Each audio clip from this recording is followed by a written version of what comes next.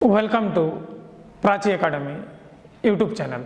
आशा करते हैं कि आप लोगों की पढ़ाई लिखाई अच्छी चल रही है, साथ ही साथ आप बोर्ड एग्जाम की तैयारी भी जोर शोर से कर रहे होंगे। पिछले क्लास में हम लोगों ने लॉ ऑफ कंडक्टेंस और डिपेंडिंग फैक्टर ऑफ कंडक्टेंस का डिटेल से स्टडी किए थे, जिसमें से आप सभी स्टूडेंट्स का बहुत सारा प्यार मिला। उसके लिए सभी स्टूडेंट्स को थैंक्स। और जो स्टूडेंट इस चैनल में नए हैं, चैनल को सपोर्ट करने के लिए चैनल को सब्सक्राइब और वीडियो को लाइक कर दीजिए। चलिए टॉपिक को हम लोग कंटिन्यू करते हैं और आज का जो टॉपिक है ओम्स लॉ। तो ओम्स लॉ जो पब्लिश हुआ 1827 एडी को जॉर्ज साइमन ओम ने पब्लिश किया। किसने किया? जॉर्ज साइमन ओम ने।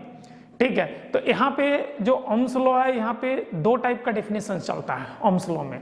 एक जो मॉडर्नाइज वर्जन है और एक जो है जॉर्ज साइमन ओम द्वारा जो दिया गया है वो वर्जन है। तो सबसे पहले जॉर्ज साइमन ओम ने ओम्स का लॉ में क्या दिया उसको पहले समझिए। ठीक है, तो सबसे पहला जो हम लोग डेफिनेशन लिखे हैं ओम्स लॉ का, वो हम लोग जॉर्ज साइमन ओम द्वारा जो 1827 एडी को लिखा गया था वो डेफिनेशन लिखे। तो उन्होंने कहा कि कोई भी एक कंडक्टर ले लो और उसका जो होता है temperature and other physical variable, जो भी फिजिकल वेरिएबल्स होता है उसको क्या कर दो? कांस्टेंट कर दो, स्टे कांस्टेंट। ध्यान दीजिएगा, if the temperature and other physical variable stay constant. Other physical variable को क्या कर दो? स्टे, उसको क्या कर दो? कांस्टेंट कर दो। उसके बाद अगर उस कंडक्टर में इलेक्ट्रिक पोटेंशियल अप्लाई करोगे and electric potential applied on conductor then flowing current, कहने वाला कंडक्टर में जो करंट फ्लो करेगा वो जो होगा बोलता है directly proportional to the applied potential. Directly proportional to the applied potential मतलब कि current is directly proportional to भी, ठीक है, applied potential and inversely proportional to the resistance of a conductor. I is inversely proportional to R, not 1/R, R कहेंगे यहाँ पे। ठीक है, इसके बाद दोनों इक्वेशन को क्या कर दो? मर्ज कर दो। ठीक है, दोनों को जब मर्ज करते हैं तो हमारा निकल जाता है I is proportional to V/R। I is proportional to क्या निकल गया? V/R। अब यहाँ पर जब प्रोपोर्शनलिटी साइन हटाएंगे, मतलब जो ये जो टेम्परेचर, ये सब जो अदर फिजिकल वेरिएबल्स जो कांस्टेंट किए हैं वो बदलेगा हमारा। तो उसके लिए कांस्टेंट आएगा जो हो जाएगा I = K × V/R। अब ध्यान दीजिएगा, इससे पहले जो हम लोग डिपेंडिंग फैक्टर ऑफ रेजिस्टेंस को पढ़े हैं तो वहां पे हम लोगों ने देखा कि अगर टेम्परेचर कांस्टेंट रह रहा है तो रेजिस्टेंस भी कांस्टेंट रह रहा है।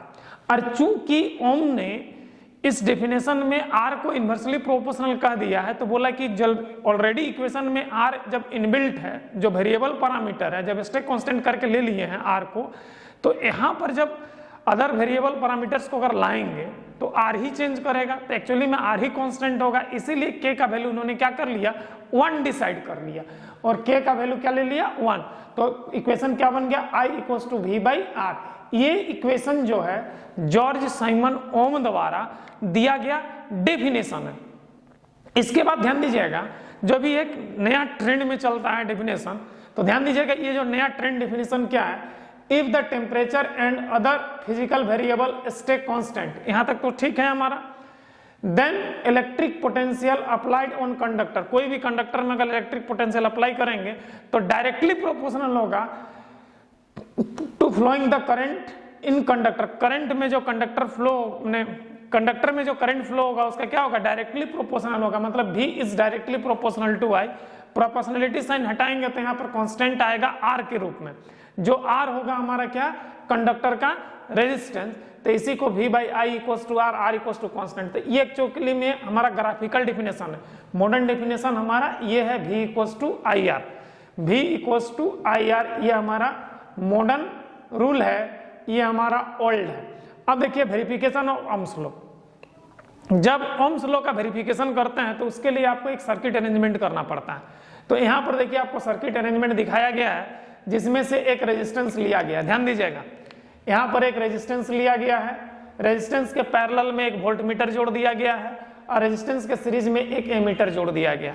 उसके बाद यहाँ पर एक की स्विच लिया गया और जितना भी सेल लिया गया, देखिए यहाँ पर 1 2 3 4 5 सेल लिया गया।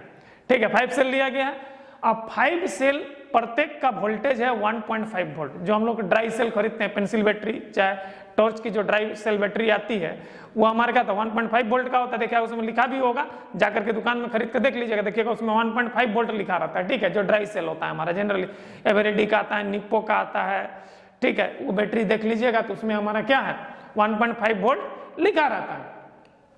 आप ध्यान दीजिएगा यहाँ पर, तो इसको हम लोग सीरीज में सारा सेल को कनेक्ट कर दिए।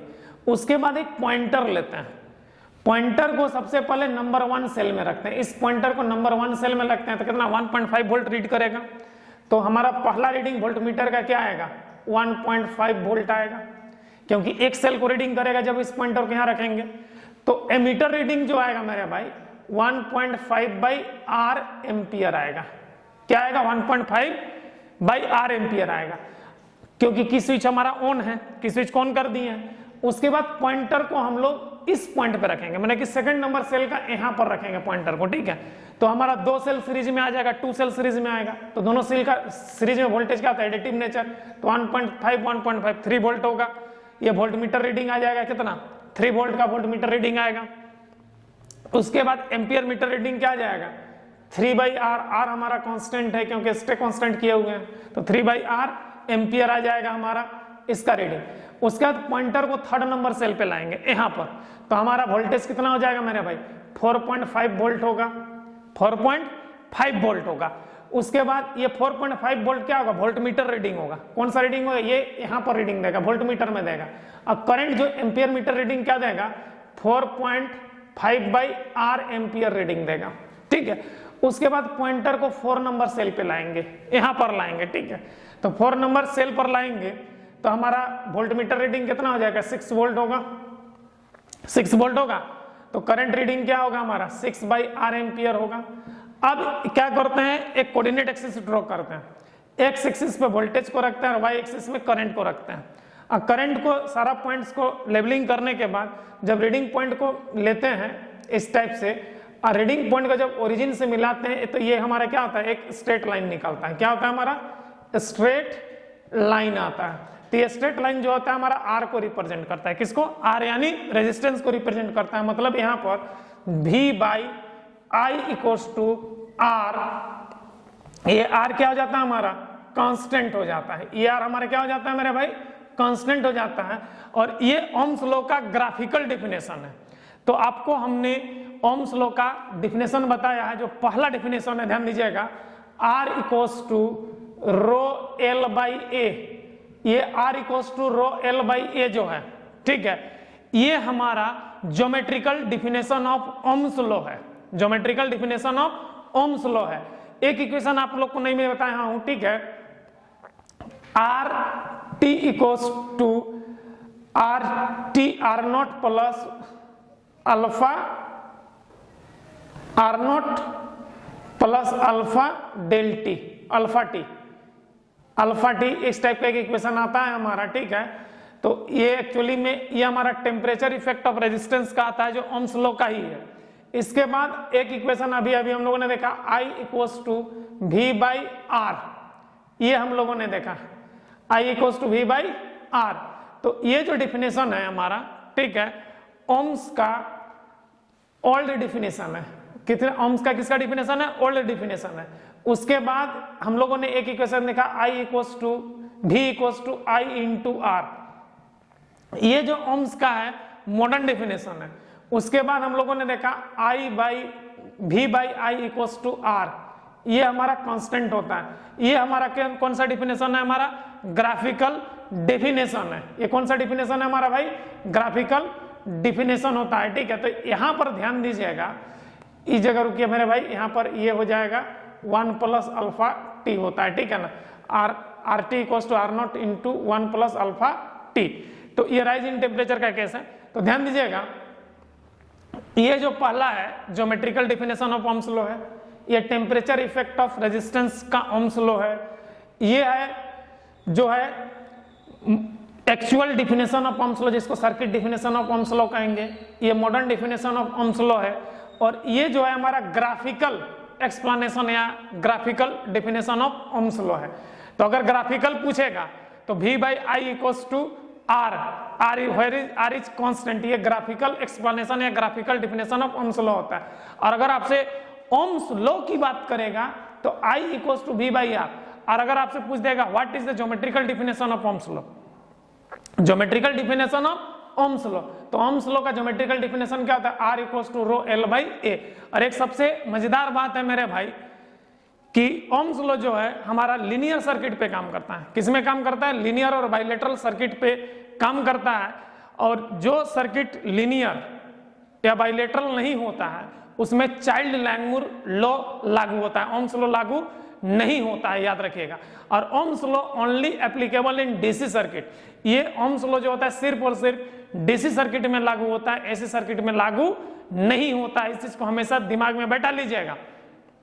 अगर ये कर्व टेढ़ा मेढ़ा आता, मतलब ये कर्व मान लीजिए VI कैरेक्टरिस्टिक्स जिसको कहते हैं, ये वोल्टेज और करंट का कैरेक्टरिस्टिक्स क्या है हमारा, VI कैरेक्टरिस्टिक्स है। अगर ये कुछ टेढ़ा मेढ़ा इस टाइप से आता, इस टाइप से आता, तो यहां पर ओम्स लॉ सेटिस्फाइड नहीं करता, इस ग्राफ में ओम्स लॉ सेटिस्फाइड नहीं करता, क्योंकि ये लीनियर और बाइलेटरल सर्किट्स नहीं होता है, ये नॉन लीनियर या यूनिलेटरल सर्किट्स होता है। और जो भी सर्किट नॉन लीनियर या यूनिलेटरल्स होता है उसमें ओम्स लॉ लागू नहीं होता है, उसमें चाइल्ड लैंगमुर लॉ लागू होता है। इस चीज को याद कर लीजिएगा। तो Ohm's law only applicable in DC network as well as linear and bilateral circuit, not non linear circuits. Ohm's law non linear circuits में लागू नहीं होता है। तो नॉन लीनियर सर्किट्स का पोटेंशियल ड्रॉप अगर निकालना है, करंट स्प्लिटेशन निकालना है, तो उसके लिए आप चाइल्ड लैंगमुर लॉ का यूज कीजिएगा। आगे जा करके आगे के ऊंचे क्लास में आप इसका चाइल्ड लैंगमुर लॉ का डिटेल से स्टडी कीजिएगा। तो ये था मेरे भाई ओम्स लॉ का डिटेल जानकारी। आशा करते हैं कि आज का क्लास आप लोगों को अच्छा लगा है। अगर अच्छा लगा है तो चैनल को सपोर्ट करने के लिए चैनल को सब्सक्राइब और वीडियो को लाइक कर दीजिए। जय हिंद, जय संविधान।